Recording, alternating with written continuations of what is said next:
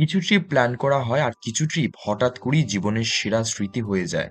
এই ট্রিপটাও ঠিক তেমনই। এটা হলো লাভা মনেস্ট্রি। পাহাড়ের বুকের ভেতর দাঁড়িয়ে যেন একটা অদ্ভুত শান্তির বার্তা দেয়। এখান থেকেই লাভাকে দেখা যায় খুব সুন্দরভাবে। কোলাহল নেই, তাড়া নেই, শুধু পাহাড় আর নিজের সাথে একটু সময়। এরপর আমরা চলে এলাম ঋষভে, যেখানে সময়টা যেন ধীরে হাঁটে। একদিনের জন্য হোমস্টেতে থাকা, বন্ধুদের সাথে আড্ডা, হালকা গান, হাসি আর গল্পে ভরে যাওয়া একটা রাত। পরের দিন সকালে উঠে যা দেখলাম, পরিষ্কার আকাশ আর প্রকৃতি যেন আমাদের জন্যই অপেক্ষা করছিল। ঋষভ পশ্চিমবঙ্গের কালিম্পং পাহাড়ে লুকিয়ে থাকা এক শান্ত ছোট্ট পাহাড়ি গ্রাম। এটা সমুদ্রপৃষ্ঠ থেকে প্রায় ৮,১০০ থেকে ৮,৫০০ ফুট উচ্চতায় অবস্থিত। ঋষভের বাতাসে আছে এক আলাদা শান্তি, যা শহরের কোলাহল ভুলিয়ে দেয়।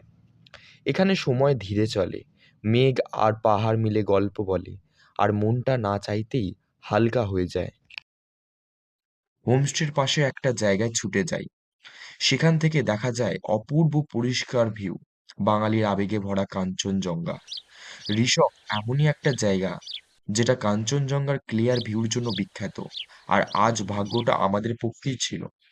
লাভা আর ঋষভ আমাকে শিখিয়েছে, ভ্রমণ মানে শুধু জায়গা দেখা নয়, কখনো কখনো ভ্রমণ মানে নিজের মনটাকেও খুঁজে পাওয়া।